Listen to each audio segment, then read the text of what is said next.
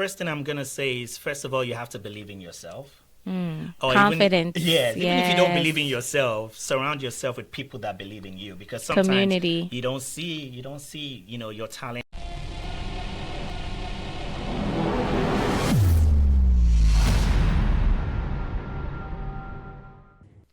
Hey Tope, how are you doing? Hi, BC, I am excellent. How are you? I'm good. Do you prefer Tope or Jordan? Either way, you can say Tope well, so I'll go with Tope with you.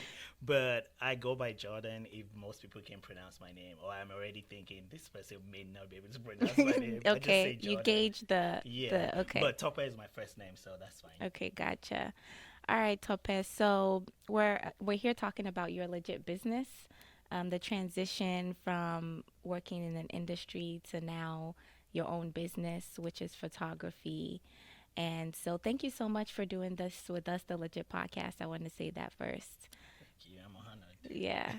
honored. So I want to start with why did you choose photography to, to capitalize on?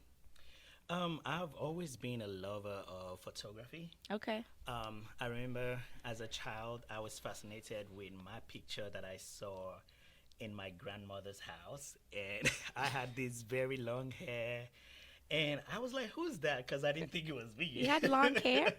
Yes, I was like, I was a baby. I was like a Okay. year or two Okay. old, and once I saw that picture, I was like, "So there's a picture of me where I looked like this," and so I was young then. I was around maybe 11, 12 years old when I saw that picture, Okay. and so from then I developed kind of like an interest in photography. And in 2014, I had the opportunity to be a part of a company which is like Amazon, but all the way in Nigeria. And they gave me an opportunity to actually start the marketplace department. And so I got into photography officially because there was a need for it in the company. Okay. And that's how I developed more interest, and I just built on that over the years. So you didn't go to school for photography? So I have studied photography, but informally. Let me put it that way, Okay. because Self-taught. yes, Okay. I'm kind of self-taught. I have worked with a few people, but I never really like went to school and get a certificate for photography. It's just the Okay. interest and the fact that I decided to build on it and train myself. Okay. So what was it like when you were doing that in that company? What was it? Because, there's one thing to just do something because they need it. And there's another thing to realize that, wow, it's something that I actually want to do long term. So what was that moment? I think the moment for me was actually I wasn't doing it for free. So even though I was in the company and the company needed it, I still had to buy cameras, buy lighting, hire staff, pay my staff, and all of that. So I wasn't doing it for free, even though I was still working as a staff of the company. Gotcha.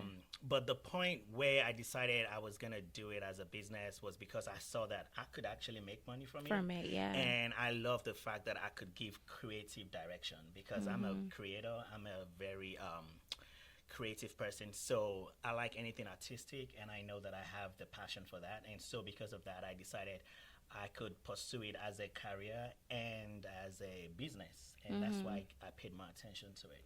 So what other kinds of creative work have you tapped into any other apart from photography? Absolutely. I also have been a singer since I was Okay. age 6, Yeah, I and remember you so mentioning that. I don't know if you've ever seen my music. I do music professionally. Okay. Um, my website for that is tjordano.com. So I go by tjordano as a musician. And apart from being a musician, I also do videos. I do directing of videos. I'm a writer too. I do write. I Wow. write songs. You're a full creative. Yes, I consider myself a bunch of talent. And apart from the fact that I like to create and innovate and stuff like that, I also like being a businessman. So for me, it's like putting everything that I can do together. And I also make cakes. This is gonna be this is gonna be Whoa. surprising to a lot of people. I have made wedding cakes and stuff like that, even here in Dallas. Wow. Yes, I have a page for that on Instagram. You already see it. That one is Wow. Royalty Cakes and More Dollars, and I have a page for that on Instagram.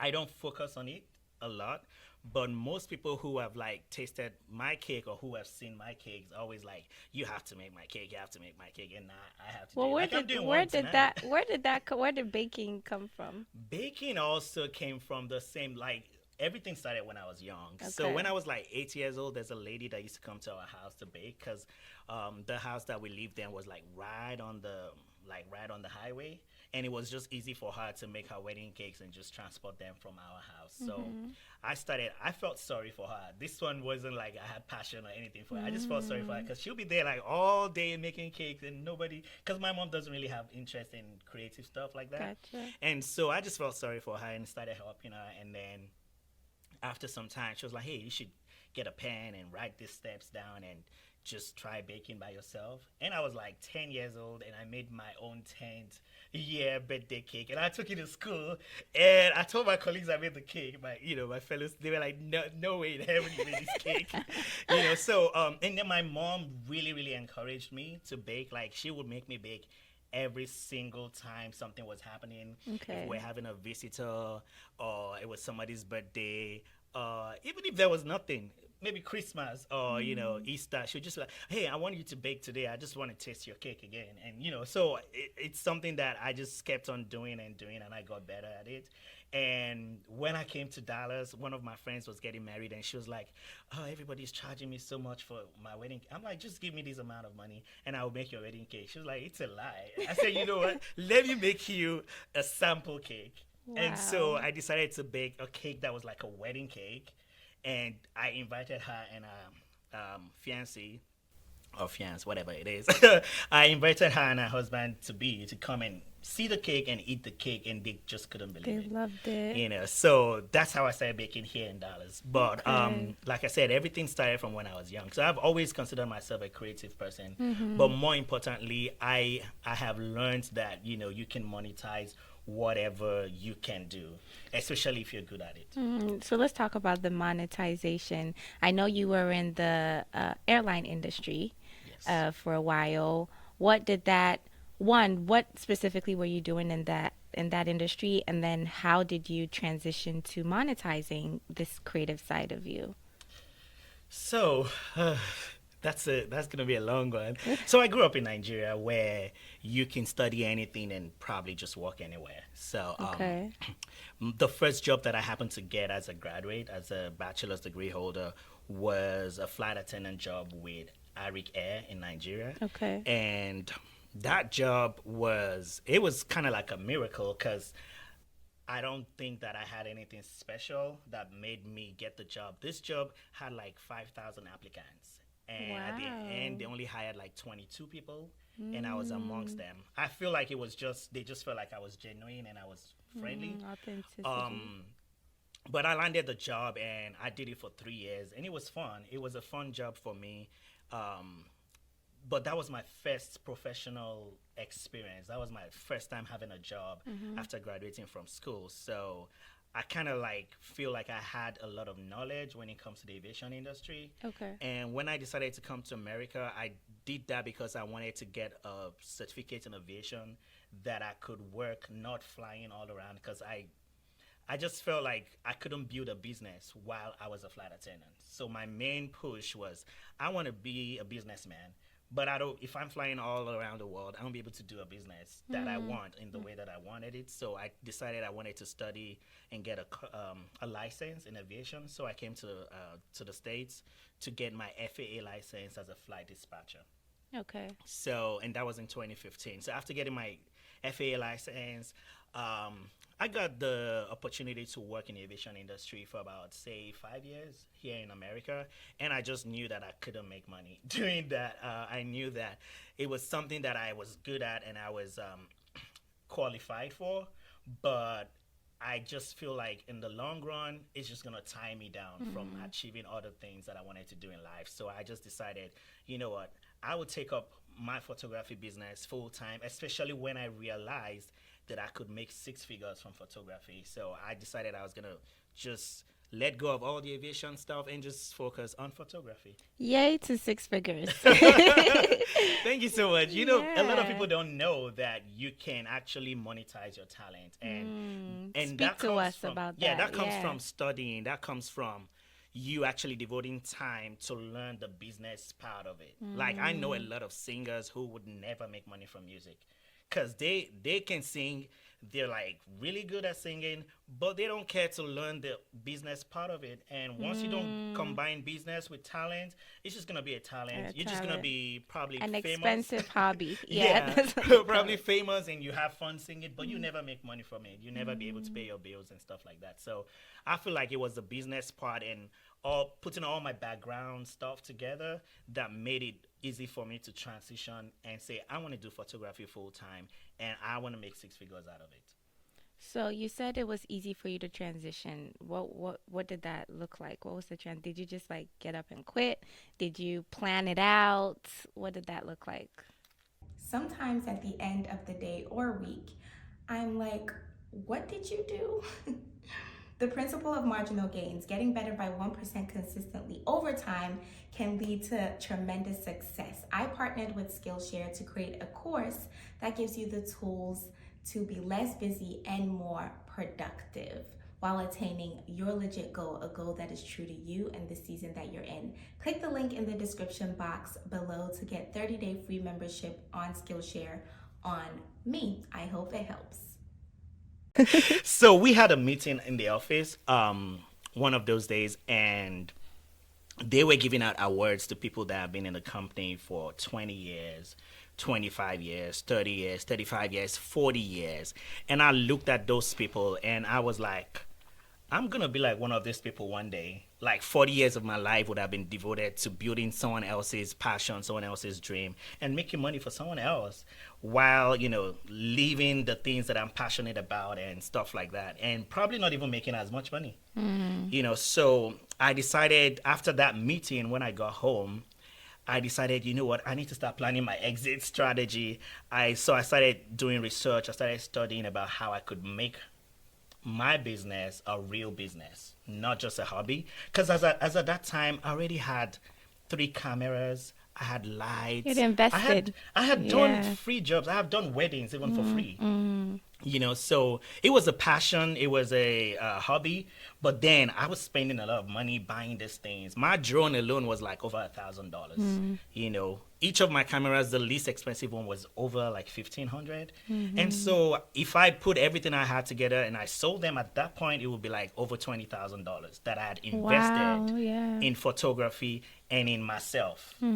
So I just decided, man, instead of me staying here and I would never even make that kind of money in a year, let me strategize and focus on what I can do and how I can take the steps. And I also had to talk to a few people that I felt were not even as good as I was, but they were making good money. So that kind of gave me some confidence. I also learned, why I did a lot of research. Let's just put it like that. I learned why some photographers make money, why some don't, Don't. why some are famous, and why some are rich. And so I chose which one I wanted to belong to, and I started working towards it. So you're going for the famous or the rich? I'm definitely going for the The rich. rich, yes. Fame is good, but fame can be detrimental. For sure. Yeah, especially if you don't have money. That's why you see a lot of musicians. They can be popular, but then they get involved in so many other things. Yeah. Because they're famous, but then they're not rich, and people can see them, and so they're like looking for the easy way out. Yeah. And that's one of the reasons why my parents never wanted me to be a musician too, because my dad was practically blocking every way, every way that was gonna lead me to be a musician. And I mean, I don't blame them. Now that I'm older, I can understand why. Understand, yeah. Yes. Okay, so now we're in the business of photography. What does your day to day look like? What specifically, like what kind of themes do you do mostly, and which ones do you like doing? That's a difficult question because my business has 4 segments: portraits, events, weddings, and branding. And to be honest, I love all of them almost equally. Okay. Um, Why? Because they're just different. Like the vibe I get from each of them is different. For example, when I do portraits, it's an opportunity for me to get to know somebody. And I believe so much in relationships. Like, I'm not just Mm. knowing you to just take pictures of you and that's it. Yeah, yeah, I want to yeah. be part of your life. I want to be, and I want you to be part of my life too. You Yeah, know, yeah, I yeah. want a situation where I get to know somebody more than just how they look, and I Mhm. can see the beauty inside of them. And that's when you can actually take a good picture of that person. When you Mhm. get to know a little bit of them or about them, and you know what they like, what what motivates them, stuff like that. So that's why I like portraits. Mhm. Events, on the other hand, is I love events because you get to see different things, different people, experience different cultures. Sometimes you meet people at events that you don't even know who they are. Like I Mhm. photographed a whole mayor before. I was talking to him and You had no just being idea. friendly Yeah. until later someone asked, "Did you know that was the mayor?" I'm like, "Oh my god!" Yeah, yeah, So yeah. events kind of gives you an opportunity to network, gives you an opportunity to take pictures of people that you probably never come across if you were just Mm. sitting in your Your office space, and trying yeah. to do just portraits. Yeah, yeah, yeah. Weddings, on the other hand, I love weddings A because time of love. I love love. I love love. I love to see the excitement at a Yes, wedding, especially when it's like celebration. African weddings where people go all out. Wedding on Oh steroids. my That's what god. somebody called it.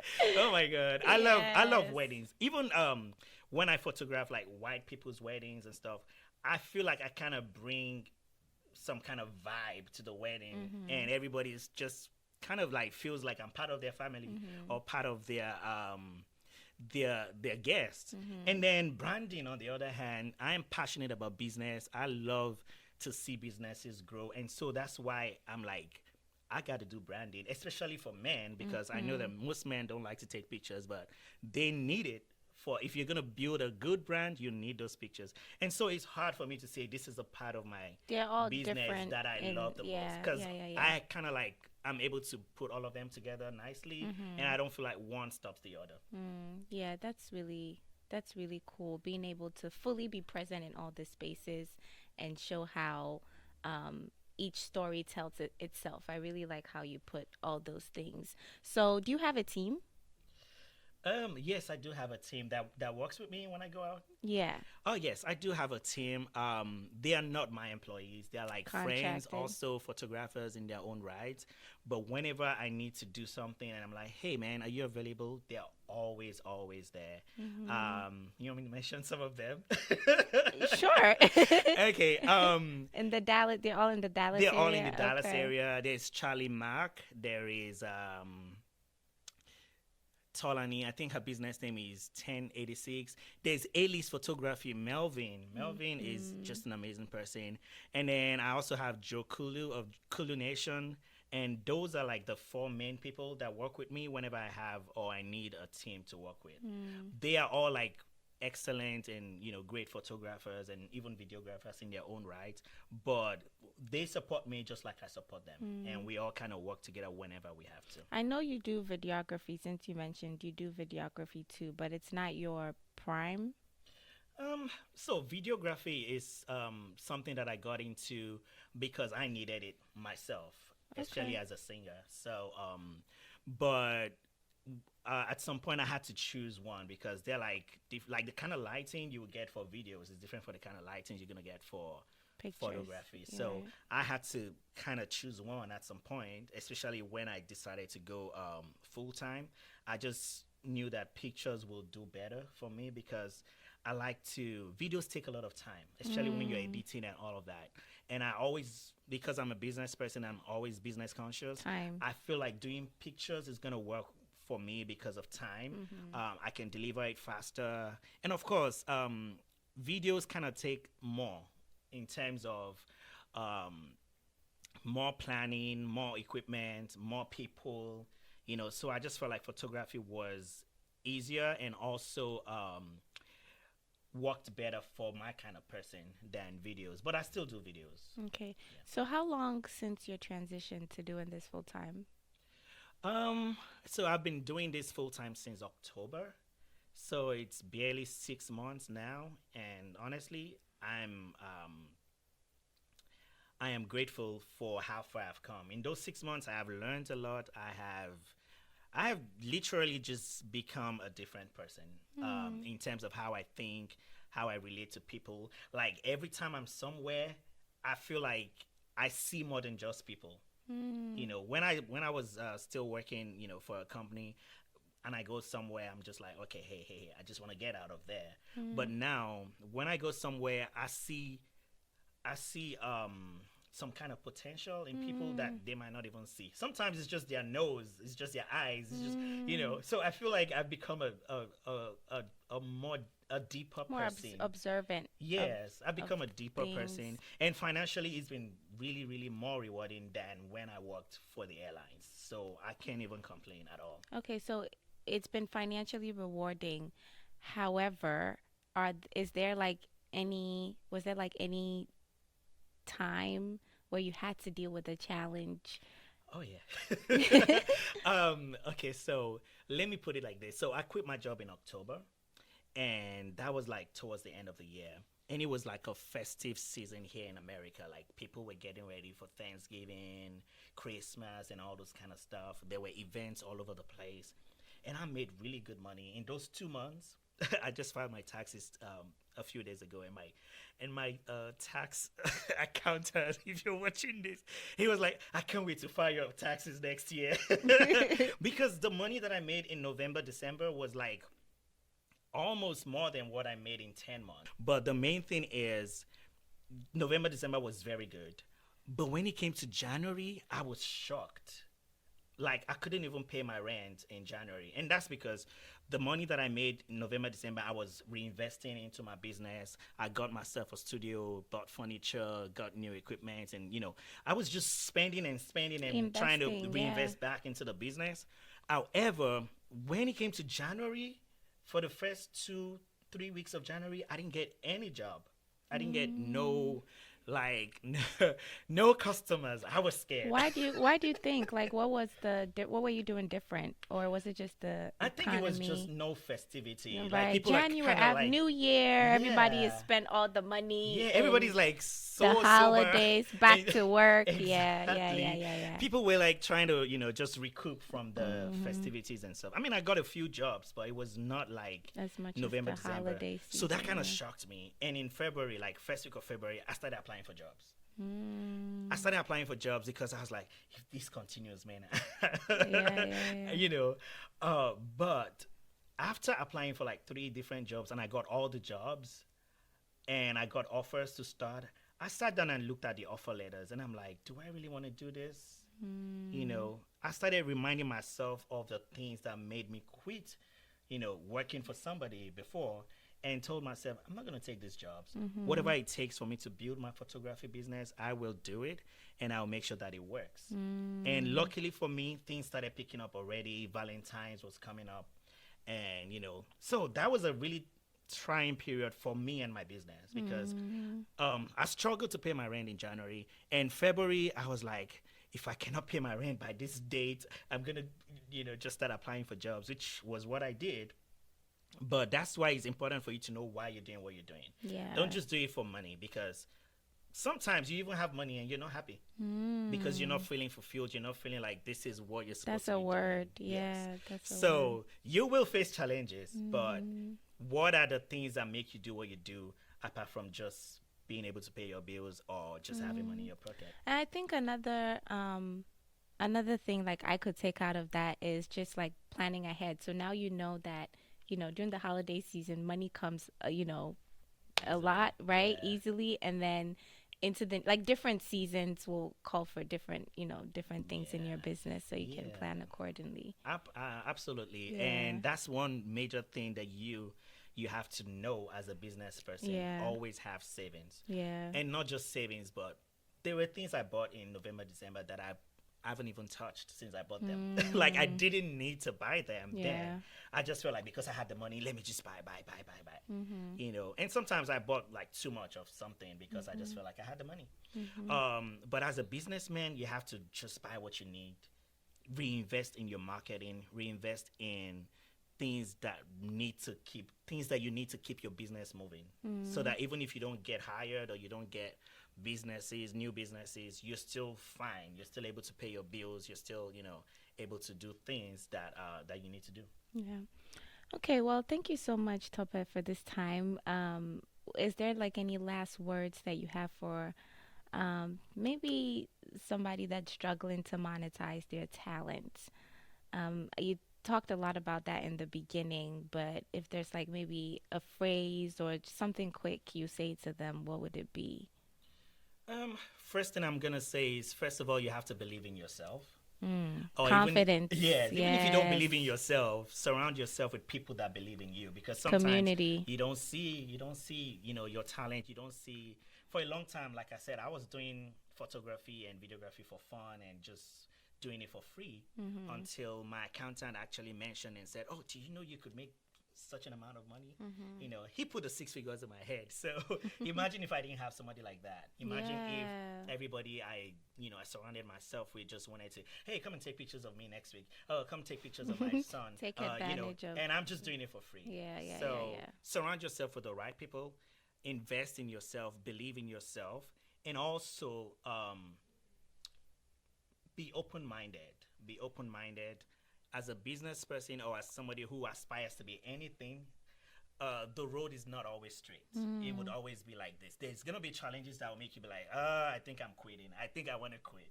But be open minded enough. Sometimes you just need to innovate.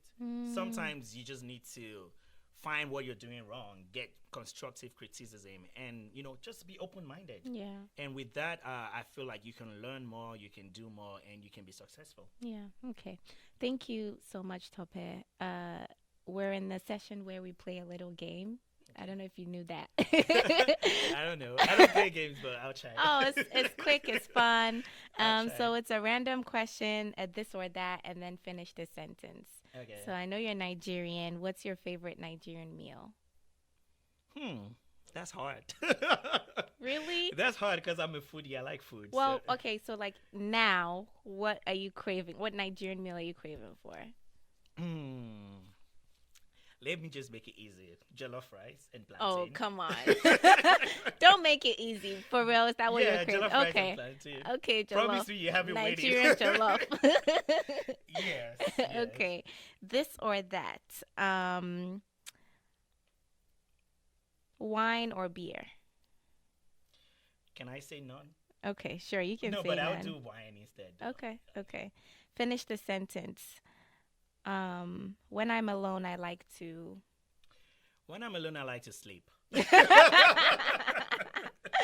That's good. You're not the first time. You're not the first person I heard that from. I like to sleep, but I hardly sleep. Okay, yeah, Yeah, I like to sleep. Yeah. All right. Thank you so much for gracing us with your story, and just for advising, entrepreneurs and people who are looking to transition. Yeah, this was such a great episode. Thank you. I Yeah. appreciate it. Thank you so much. Thank This is you. like the first time I'm being interviewed, so Really? Yep. More of it. Yes, yes. More Thank of it. you. All Thank you right. so much. Thank you. There was a moment that a whole bunch of stuff was happening in my life all at once. And in this time, my first car had broken down in the middle of the street. I'd managed to get it somewhere and gotten an Uber. I was crying and talking on the phone with somebody, and the Uber driver said to me, "Wow, you have such a beautiful voice." And I thought, ma'am, like, do you not see what's going on here? Like, read the back of the car. But even though it was out of place, a bit off, I was really appreciative of it because it did shift my energy. It was so simple, but I didn't even know how much something so simple like that in that moment really did something to me. It really impacted me in a way. As life be lifing and as we're experiencing new things and endeavors, life's simple things tend to get forgotten or trivialized. Weekly quickies, your simple, your basic, your quick dose of good vibes only. If you would like to receive weekly exclusive content from me and join the private Legit Hub, then go to bussybrima.com.